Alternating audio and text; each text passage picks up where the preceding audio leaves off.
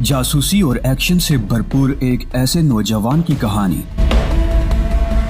پاکستانی خفیہ ایجنسیاں بھی جس کا سہارا لینے پہ مجبور ہوئیں، جس نے پاکستان کے خلاف کی گئی عالمی سازشوں کو جڑ سے اکھاڑ پھینکا۔ آگے بڑھنے سے قبل چینل کو سبسکرائب کر لیجئے تاکہ ہر آنے والی قسط آپ تک پہنچ پائے۔ آئیے آج کی قسط کا آغاز کریں۔ اب تمہیں مستعد ہو جانا چاہیے توفیق۔ در حقیقت ہمیں یہاں ایک انتہائی اہم کام سر انجام دینا ہے۔ تم جانتے ہو کہ میرے کام بے مقصد نہیں ہوتے۔ اس کی تکمیل کے بعد تمہیں بہت سے مواقع دوں گا، لیکن فی الحال تم شہناز پر نگاہ رکھو گے۔ اور اب یوں سمجھ لو کہ سیر و سیاحت ختم، پہلے کام کیے لیتے ہیں۔ وہ تو ٹھیک ہے چیف، لیکن تم اپنے طور پر نہیں۔ توفیق ایسی بات نہیں ہے، میں بھی کام کو اولویت دیتا ہوں، بعد میں پھر تمام معاملات سے دلچسپی رکھتا ہوں۔ بہرطور تمہیں شہناز کی بھرپور طریقے سے نگرانی کرنی ہے۔ اس کے سامنے تم اپنی وہی حیثیت برقرار رکھو گے، لیکن اس کے پیچھے تمہیں اس کا انتہائی مہارت سے تعاقب کرنا ہے۔ کسی لڑکی کا تعاقب کرنے کے سلسلے میں کبھی دھوکہ کھایا ہے چیف؟ توفیق نے کہا۔ نہیں، بالکل نہیں، میں مسکرا کر بولا، اور توفیق مسکرا دیا۔ میں نے اسے پوچھا، تمہارے پاس پیسے وغیرہ تو ہے نا؟ ہاں چیف، تمہارا دیا ہوا ابھی تک بہت کچھ ہے، لیکن اگر ضرورت پڑی تو۔ اس نے کشوری کی طرف دیکھا اور کشوری نے اس کی پیٹھ پر ایک تھپڑ رسید کر دیا۔ توفیق نے گہری سانس لے کر کہا، ٹھیک ہے چیف، تمہاری ہدایات سر آنکھوں پر، مگر اب ہم اسے کہاں تلاش کریں؟ ایسا کرتے ہیں چیف، وہ واپس آ جائے گی، تمہارے ساتھ رہے گی، اور جب بھی یہاں تنہا ہوگی یا کہیں جائے گی ہم اس کا پیچھا کریں گے۔ یقیناً اس کے علاوہ اور کیا کیا جا سکتا ہے؟ میں نے ان سے اتفاق کرتے ہوئے کہا، اور وہ دونوں باہر نکل گئے، لیکن میرے لیے سوچنے کو بہت کچھ چھوڑ گئے تھے۔ خیر، اب اتنا احمق تو میں تھا نہیں کہ صرف یہ سوچ لیتا کہ جو واقعات پیش آئے ہیں ان میں کوئی خاص بات نہیں ہے، اور جو کچھ شہناز شاہ نے کیا ہے مجھ سے وہی اصلیت ہے۔ لیکن اب یہ شبہ یقین میں بدل گیا تھا۔ مجھے تو اب یہ دیکھنا تھا کہ اس کے پس پردہ کیا ہے، اور اس کے لیے میں نے منصوبہ بندی فوری طور پر کی۔ میرے سامنے پنٹو کا نام آیا۔ در حقیقت اس شخص کو میں بھی جانتا تھا، ایک پڑھا لکھا گنڈا تھا اور اپنا کام بخوبی چلا لیا کرتا تھا۔ شہناز سے اس کا کیا تعلق ہے، یہ بات معلوم کرنے کا واحد ذریعہ یہی تھا کہ سیدھے سیدھے پنٹو پر ہاتھ ڈال دیا جائے، اور اس خیال کی تکمیل کے لیے میں نے فوری طور پر تیاریاں کی اور ڈنگ ڈونگ سے باہر نکل آیا۔ تھوڑی دیر کے بعد ایک ٹیکسی نے مجھے سمارا کے سامنے اتار دیا۔ ہوٹل سمارا میں پنٹو کو تلاش کرنے کے لیے میں نے کاؤنٹر مین ہی کا سہارا لیا تھا، اور تھوڑی سی رقم نے کاؤنٹر مین کو میری جانب متوجہ کر دیا تھا۔ مجھے پنٹو کی تلاش ہے جو تمہارے ہوٹل میں مقیم ہے، ابھی ان کے بارے میں آپ کو تفصیلات بتا دیتا ہوں، کاؤنٹر مین نے کہا، اور اپنا رجسٹر کھول کر بیٹھ گیا۔ پھر اس نے پنٹو کی آمد کا دن وہی بتایا جس دن ہم لوگ وہاں پہنچے تھے۔ پنٹو کے ساتھ اس نے 3 آدمیوں کا تذکرہ بھی کیا تھا، لیکن آخری بات جو اس نے بتائی وہ پریشان کن تھی۔ اس نے کہا کہ مسٹر پنٹو آج صبح صبح ہوٹل چھوڑ کر چلے گئے ہیں۔ میں چونک پڑا۔ میں نے اسے کہا، کیا اپنے ساتھیوں کے ساتھ؟ جی ہاں، وہ چاروں آج ہوٹل چھوڑ کر جا چکے ہیں۔ کہاں؟ یہ معلوم ہو سکتا ہے؟ نہیں جناب، ہم لوگ اس سلسلے میں اتنی چھان بین نہیں کرتے۔ اس کا مقصد ہے کہ تمہیں یہ نہیں معلوم کہ اب وہ کہاں گیا ہوگا؟ نہیں جناب، اس کے لیے معذرت خواہ ہوں۔ پنٹو کی آمد اور اس کی واپسی بھی میرے لیے خاصی پراسرار تھی۔ یہ راستہ بند ہو گیا تھا، اب کچھ اور ہی کرنا ہوگا۔ دیر تک میں یہاں کی سڑکوں پر آوارہ گردی کرتا رہا۔ پھر میں نے کالڑا کے جنگلات کے بارے میں سوچا اور اس سلسلے میں معلومات حاصل کرنے چل پڑا۔ یہاں ٹورسٹ کے لیے بہت سے کیمپ لگائے گئے تھے جہاں سے انہیں اس شہر میں رہنے کی آسانیاں فراہم کی جاتی تھی۔ ایک ایسے ہی کیمپ سے میں نے کالڑا کے جنگلات کے سفر کے بارے میں معلوم کیا، تو جس شخص سے میں نے یہ پوچھا تھا اس نے مجھے بغور دیکھتے ہوئے کہا، کیا آپ لومڑیوں کا شکار کرنا چاہتے ہیں جناب؟ میرے ہونٹوں پر مسکراہٹ پھیل گئی۔ بڑا بامانی جملہ تھا، حالانکہ اس نے سادگی سے یہ الفاظ کہے تھے، لیکن حقیقت تو یہی تھی کہ مجھے کچھ چالاک لومڑیوں کا شکار کرنا تھا۔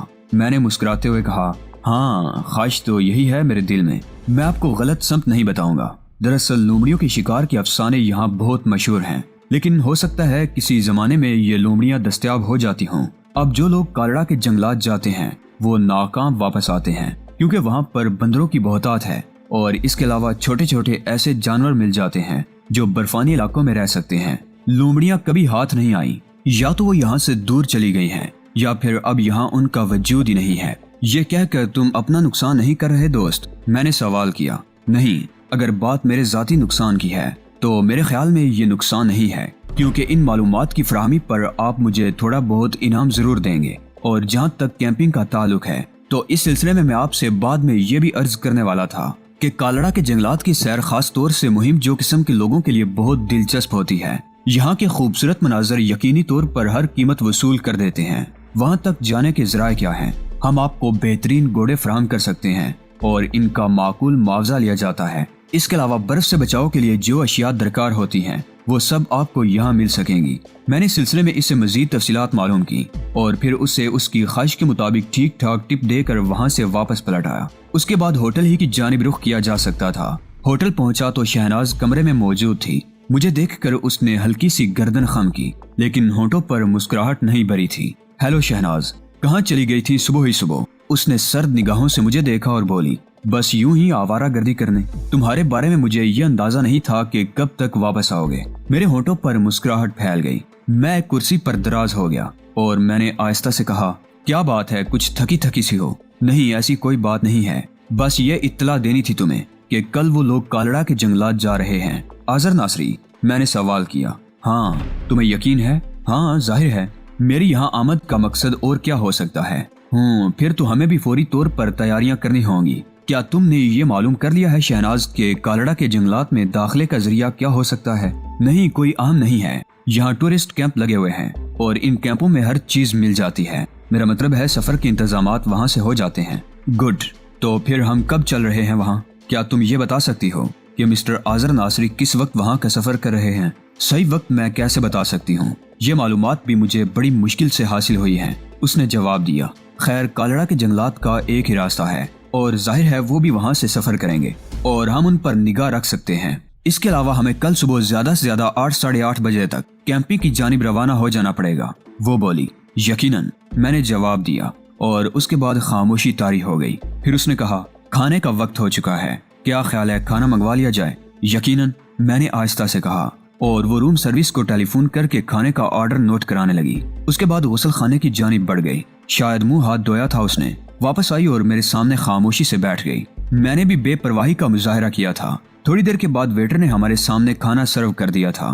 شہناز کھانے میں مصروف ہو گئی۔ کھاتے کھاتے اچانک اس نے گردن اٹھا کر مجھے دیکھا اور بولی، اس خاموشی کی وجہ میں سمجھا نہیں۔ میں چونک کر بولا، سب کچھ سمجھ رہے ہو تم، اور میں بھی۔ شاید میں اتنا باخبر نہیں ہوں، میں نے جواب دیا۔ کس وقت چھٹی ملی تھی وہاں سے؟ کہاں سے؟ میں نے مدھم سی مسکراہٹ کے ساتھ پوچھا۔ اسی اپنی دوست کے پاس سے جہاں تم نے رات گزاری۔ صبح کو آیا تھا، میں نے سادگی سے جواب دیا۔ کیا یہ مناسب تھا؟ کیوں؟ کیا اس سے میری توہین نہیں ہوئی؟ خوب، توہین کا کون سا پہلو نکلتا ہے محترمہ؟ میں نے طنزیہ انداز میں سوال کیا اور وہ چند لمحات مجھے دیکھتی رہی، پھر کھانے میں مصروف ہو گئی۔ میں نے تھوڑی دیر تک انتظار کیا۔ تم نے بتایا نہیں؟ کچھ نہیں، بس کچھ نہیں، وہ آہستہ سے بولی اور کھانے سے ہاتھ کھینچ لیے۔ میں خاموشی سے کھانے میں مصروف رہا۔ وہ ایک بار پھر باتھ روم میں گئی اور ہاتھ دھونے کے بعد اپنے بستر پر دراز ہو گئی۔ ویٹر برتن اٹھانے آ گیا تھا اور میں بھی اپنے بستر پر جا کر آرام کرنے لگا۔ تھوڑی دیر کے بعد وہ بولی، تم یقینی طور پر مجھ سے کچھ ناراض ہو؟ نہیں شہناز، ناراضگی کی کیا وجہ ہو سکتی ہے؟ تم نے میرے اور اپنے درمیان تعلقات کی ایک حد مقرر کر دی تھی، میں نے اس حد کو قائم رکھا ہے جہاں تک میرا اپنا معاملہ ہے۔ تو کیا اس سلسلے میں مجھ پر کوئی پابندی عائد کی جاتی ہے تمہاری طرف سے؟ میں پابندی عائد کرنے والی کون ہوتی ہوں؟ تو پھر اس سلسلے میں ناراضگی کیا معنی رکھتی ہے؟ بس کچھ نہیں، میں خود ہی بے وقوف ہوں۔ دیکھو شہناز، تم نے مجھ سے ایک معاہدہ کیا تھا اور اس میں یہ بھی کہا تھا کہ میں کسی بھی طور تمہاری جانب سے کوئی غلط تصور قائم نہیں کروں گا۔ میں نے اس پر پورا عمل درآمد کیا ہے۔ اب اس میں میرا کوئی قصور ہے تو تم مجھے بتا دو۔ وہ چند لمحات چپ رہی، پھر بولی، میں ذہنی طور پر تم سے متاثر ہو گئی ہوں جمال، اس کا اظہار تمہاری طرف سے کبھی نہیں ہو سکا۔ ہاں، اس سلسلے میں میں بزدل ہوں، اس نے جواب دیا اور میں خاموشی سے دیکھتا رہا۔ پھر بولا، میں نے اپنی طرف سے کوئی اظہار اس لیے نہیں کیا کہ تم برا مان جاؤ گی۔ اس نے اس بات کا کوئی جواب نہیں دیا، لیکن باتوں سے میں نے ایک نتیجہ اخذ کیا اور اس نتیجے کا نتیجہ بھی برآمد ہو گیا۔ شہناز کے اندر اب خود سپردگی کا انداز پایا جاتا تھا اور اس کی پایہ تکمیل اسی رات ہو گئی۔ ہم دونوں کے تعلقات پہلے سے کہیں زیادہ بہتر ہو گئے تھے، لیکن وہ واقعی بے وقوف تھی، یہ نہیں جانتی تھی کہ ہمارا تعلق کون سے شعبے سے ہے۔ اول تو مجھے اس بات پر ہی حیرت تھی کہ اس نے بالکل احمقانہ انداز میں میرا ساتھ کیوں اختیار کر لیا ہے۔ اسے یہ معلوم کر لینا چاہیے تھا کہ میں کون ہوں اور اس کے لیے کس قدر نقصان دہ ثابت ہو سکتا ہوں۔ یا تو اس سلسلے میں عدم واقفیت ہی کار فرما ہے یا پھر مزید گہرائیاں ہیں، اور کم از کم شہناز جیسی کسی لڑکی کے بس کی یہ بات نہیں تھی کہ وہ مجھے مستقل طور پر بے وقوف بنا دے۔ یہ دوسری بات ہے کہ بعض اوقات بے وقوف بننے میں ہی زیادہ دلچسپیاں برقرار رہتی ہیں۔ میرا تمام تر معاملہ بالکل ذاتی ہو گیا تھا۔ میرے چاروں دوست رات کو یکجا ہوئے تھے اور انہوں نے مجھے دن بھر کی رپورٹیں دے دی تھی جو میرے لیے انتہائی کارآمد تھی۔ دوسرے دن صبح کے لیے میں نے انہیں ہدایات کر دی اور ان بے وقوفوں نے اس مہم جوئی کے لیے اپنے پاس باقاعدہ لباس رکھے ہوئے تھے، چست پتلونے اور اس کے ساتھ ساتھ ہی چمڑے کی جیکٹ اور ایسے فلیٹ ہیڈ جو عام طور پر کارڈ بوائے استعمال کرتے ہیں۔ شہناز انہیں دیکھ کر مسکرا دی۔ اس نے کہا، یہ لوگ تو باقاعدہ تیاریاں کر کے آئے ہیں۔ ہاں، میں نے انہیں ہدایت کر دی تھی۔ ایک کیمپنگ سے ہم نے اپنے لیے گھوڑے وغیرہ حاصل کر دیے اور انہیں تیار کر کے ایک جانب کھڑا کر دیا۔ پروگرام کے مطابق اس وقت پہنچ گئے تھے جب دوسروں کی روانہ ہونے کا امکان نہیں تھا، اور دن کو تقریباً 11:15 بجے کے قریب ہم نے آذر ناصری اور اس کے تینوں غیر ملکی ساتھیوں کو دیکھا جن کے پاس چمڑے کے بڑے بڑے تھیلے تھے اور شاید ان تھیلوں میں آگے کے سفر کے تمام انتظامات کیے گئے تھے۔ انہوں نے بھی ایک کیمپنگ سے گھوڑے حاصل کیے تھے۔ گویا ہمارا سارا کام انتہائی مناسب طور پر چل رہا تھا، لیکن میری نگاہیں کچھ اور تلاش کر رہی تھی اور یہ کچھ اور میری نگاہوں میں نہیں آیا۔ بہرطور اس کے بعد آذر ناصری اپنے ساتھیوں کے ہمراہ روانہ ہو گیا۔ خود شہناز نے بھی ایک بہترین لباس پہنا ہوا تھا جو گھوڑے کے سفر کے لیے موزوں ترین تھا۔ سیاحوں کی اور بھی ٹولیاں ہمارے ساتھ ساتھ کالڑا کے جنگلات کی طرف روانہ ہوئی تھی۔ یہاں سے حاصل کیے جانے والے گھوڑے لمبی مدت کے لیے ہوا کرتے تھے، یعنی جب تک شکاری چاہیں ان برفانی علاقوں میں رہ سکتے تھے۔ انہیں اسی مناسبت سے کرایہ بھی ادا کرنا ہوتا تھا۔ غرض ہر چیز سے تمام آسانیاں حاصل ہو گئی تھی، چنانچہ ہم لوگ سست رفتاری سے سفر کرتے رہے۔ آذر ناصری کا فاصلہ ہم سے تقریباً 1 فرلانگ کا تھا اور زمین پر بچھی ہوئی چادر پر ان کے گھوڑے رواں دواں نظر آ رہے تھے۔ سیاحوں کی دوسری ٹولیوں میں بیشتر غیر ملکی سیاح تھے اور کہیں کہیں ان کے ساتھ ملکی گائیڈ بھی نظر آتے تھے۔ یہ سفر انتہائی خوشگوار تھا۔ موسم بہت ہی مناسب اور کسی بھی طور تکلیف دہ نہیں تھا۔ خاموشی سے ہم یہ سفر کرتے رہے۔ سیاہ برف کے میدانوں میں اپنی اپنی تفریحات میں مشغول تھے۔ جگہ جگہ چھوٹے چھوٹے خیمے لگے نظر آتے تھے جہاں زندگی کی تمام تفریحات جاری تھی۔ ان خیموں میں کیا کیا کچھ ہوتا تھا یہ تو ان کے قریب ہی جا کر دیکھا جا سکتا تھا، لیکن دور سے یہ اندازہ ہوتا تھا کہ سیاحوں کے لیے یہ جگہ باعث دلکشی کیوں ہے۔ بعض آوارہ گردوں کے غول بھی نظر آئے جو زندگی کا لطف اٹھانے کے لیے یہاں منشیات کے ساتھ موجود تھے۔ بعض جگہ دھوئیں بھی اٹھتے نظر آ رہے تھے۔ غرض ایک عجیب ماحول تھا، ایک عجیب منظر تھا، اور بلا شبہ شالم گڑھ میں اس سے پہلے آ چکا تھا، لیکن میں نے کالڑا کے جنگلات کی جانب یہ سفر اس سے پہلے نہیں کیا تھا۔ تھوڑا سا فاصلہ تو بس یوں ہی چھوڑ دیا گیا تھا اور وہاں کوئی خاص بات نہیں تھی، لیکن جوں جوں ہم آگے بڑھتے جا رہے تھے ماحول دلکش ہوتا جا رہا تھا۔ کئی جگہ ہمیں ننھے ننھے تالاب نظر آئے جو کہ برفانی پانی سے بن گئے تھے۔ راستوں کا تعین کر دیا گیا تھا اور ان سے ہٹ کر سفر کرنا خطرناک قرار دیا گیا تھا۔ پہلا بورڈ ہمیں تقریباً شالم گڑھ سے چلنے کے بعد کوئی 3 میل کے فاصلے پر نظر آیا۔ اس پر لکھا تھا کہ ایسے بورڈ دیکھ لیے جائیں۔ یہ بورڈ ان علاقوں میں آویزاں ہیں جہاں برف کی سطح ہلکی ہوتی ہے اور اس کے نیچے بعض جگہ گڑھے بھی موجود ہو سکتے ہیں۔ یہ سیاحوں کی رہنمائی کے لیے تھا۔ ویسے جن لوگوں کے ساتھ گائیڈ موجود تھے اور آذر ناصری اور اس کے ساتھی رکے بغیر سفر کر رہے تھے، میں نے نقشے کی مناسبت سے یہ اندازہ لگا لیا تھا کہ ہمارا مطلوبہ علاقہ شالم گڑھ سے کوئی 32 میل کے فاصلے پر نکلنے کے بعد شروع ہوتا ہے اور اصل میں کالڑا کے جنگلات کا آغاز یہیں سے ہوتا ہے۔ 32 میل کا یہ سفر گھوڑوں پر اتنا آسان بھی نہیں تھا، خاص طور سے اس لیے کہ برف کو دیکھ کر چلنا پڑ رہا تھا۔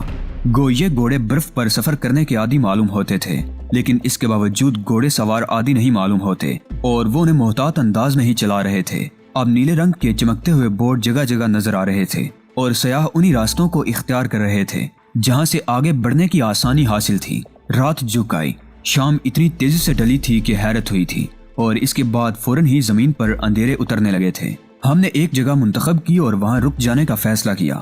یہ دیکھ لیا تھا ہم نے کہ آذر ناصری ہم سے زیادہ فاصلے پر نہیں ہے۔ وہ لوگ گھوڑوں سے اتر گئے تھے اور انہوں نے ایک خیمہ لگا لیا تھا۔ ہمارے پاس ایک انتہائی نفیس چھولداری تھی جسے چند منٹوں میں لگایا جا سکتا تھا، چنانچہ یہ چھولداری لگائی گئی۔ دوسری چھولداری ان چاروں کے لیے تھی اور انہوں نے بھی ہماری چھولداری کے بالکل برابر ہی چھولداری لگائی تھی۔ رات کو البتہ یہاں خنکی بڑھتی جا رہی تھی۔ کھانے پینے کا سامان مشترک ہی تھا۔ ہم سب بیٹھ گئے۔ شہناز خاموش سی تھی، لیکن چونکہ پچھلی رات میرے اور اس کے درمیان ذرا گہرے روابط قائم ہو گئے تھے، اس لیے وہ غیر مطمئن نظر نہیں آتی تھی۔ وہ کھانے وغیرہ سے فارغ ہونے کے بعد میرے نزدیک ہی کیانوس کے بستر پر لیٹ گئی اور گہری گہری سانسیں لیتی ہوئی بولی، یہاں تک کا سفر تو ہو چکا ہے اور اس مرحلے کا آغاز بھی جس کے لیے ہم نے یہ سفر اختیار کیا ہے، لیکن اب میں آگے کے بارے میں سوچ رہی ہوں۔ کیا؟ میں نے سوال کیا۔ مسٹر جمال ظاہر ہے آذر ناصری خزانے کے حصول کے لیے تمام تر کوششیں کرے گا اور ہو سکتا ہے وہ خزانے تک پہنچ بھی جائے۔ ایسی صورت میں اگر خزانہ اس کے ہاتھ لگ گیا تو ہمیں کیا کرنا ہوگا؟ اگر وہ ہم سے پہلے خزانے تک پہنچ جائے تو پھر ظاہر ہے خزانے کے حصول کے لیے ہمیں اس سے جدوجہد کرنا ہوگی۔ کیا تم لڑائی بڑائی سے واقف ہو؟ آذر ناصری کے بارے میں کچھ نہیں کہہ سکتی، لیکن اتنا ضرور جانتی ہوں کہ وہ ایک مہم جو ہے اور یقینی طور پر خطرناک حالات سے نمٹنا جانتا ہوگا، لیکن اس کے تینوں ساتھیوں میں خاص طور سے اس لمبی ناک والے شخص کے بارے میں یہ کہہ سکتی ہوں کہ وہ بہت خطرناک آدمی ہے۔ اس کے بقیہ ساتھی بھی معمولی نہیں ہوں گے۔ اگر ہمیں ان سے جھگڑے کی ضرورت پیش آ گئی تو کیا تمہارے ساتھی اس سلسلے میں کارآمد ثابت ہو سکتے ہیں؟ ہاں، ظاہر ہے ان کا ساتھ میں نے اس لیے اختیار کیا ہے۔ ویسے تمہارا پروگرام کیا ہے؟ کیا ان سے پہلے اس نقشے کی مدد سے پہنچنا چاہیے یا ان پر نگاہ رکھتے ہوئے؟ میرا خیال ہے ان پر نگاہ رکھنا زیادہ بہتر ہے۔ اگر ہم نے اپنے طور پر اس نقشے کے مطابق اس خزانے کی تلاش شروع کر دی تو ہو سکتا ہے بھٹک جائیں اور آذر ناصری ہم سے پہلے وہاں پہنچ جائے، کیونکہ وہ تحقیق کیے ہوئے ہیں اور انہیں اس کام میں ہمارے برابر دقت نہیں ہوگی۔ میں تم سے متفق ہوں، شہناز نے کہا، پھر بولی، ویسے تمہارے چاروں ساتھی الگ الگ ہی رہتے ہیں، کیا تم ان سے اس سلسلے میں مشورہ نہیں کر سکتے؟ وہ صرف عمل کرنے کی مشین ہے، مشورے سے ان کا تعلق نہیں ہوتا، میں نے جواب دیا، اور اسی وقت توفیق کی آواز سنائی دی، اب ایسی بات بھی نہیں، اگر ہم سے کوئی مشورہ طلب کرے تو کیا ہم اتنے بے وقوف ہیں کہ مشورہ نہ دے سکیں؟ میں نے چونک کر یہ آواز سنی اور وہیں سے کڑک کر بولا، تم لوگوں کو 10 منٹ کے اندر اندر اپنی یہ چھولداری یہاں سے دور لے جانی ہے، سمجھے؟ ورنہ اس کے بعد میں ماچس کی تیلی جلا کر اس پر پھینک دوں گا۔ ارے باپ رے، نہیں چیف، بہرے ہو جائیں اب، اگر تمہاری کوئی بات سننے کی کوشش کریں تو۔ توفیق کی گگیائی ہوئی آواز سنائی دی۔ شہناز کھلکھلا کر ہنس پڑی تھی۔ میں خاموش ہو گیا۔ اس کے بعد دوسری طرف بھی گہرا سکوت چھا گیا تھا۔ برف کے ویرانے میں جوں جوں رات گہری ہوتی جا رہی تھی، ٹھنڈک بڑھتی جا رہی تھی، ہواؤں کی سرسراہٹیں عجیب سی آواز پیدا کر رہی تھی۔ شہناز کافی دیر تک خاموش کینوس کے بستر پر لیٹی رہی اور پھر اس نے مجھے مخاطب کیا، کیا تم سو گئے جمال؟ نہیں، کیوں، کوئی خاص بات ہے؟ نہیں، میرا مطلب تھا کہ ایسی عجیب رات ہے، کیا تم اس سے پہلے ایسی کسی رات سے دو چار ہو چکے ہو؟ میں خاموشی سے اس کی طرف دیکھنے لگا۔ شہناز کی آنکھیں چمک رہی تھی۔ میں مسکرا کر بولا، اگر تم تنہائی محسوس کر رہی ہو تو یہ تمہاری غلطی ہے۔ شہناز چند لمحات خاموش رہی اور اس کے بعد اپنی جگہ سے اٹھ گئی۔ دوسری صبح بھی کافی ٹھنڈ تھی۔ اس وقت تک ہم لوگوں نے سفر کا دوبارہ آغاز نہیں کیا جب تک سورج نہ نکل آیا۔ سورج بہت مدھم تھا اور اس پر بادلوں کے ٹکڑے بارہا چھا جاتے تھے۔ اس کا مطلب تھا کہ کہیں بھی سورج پھر چھپ سکتا ہے۔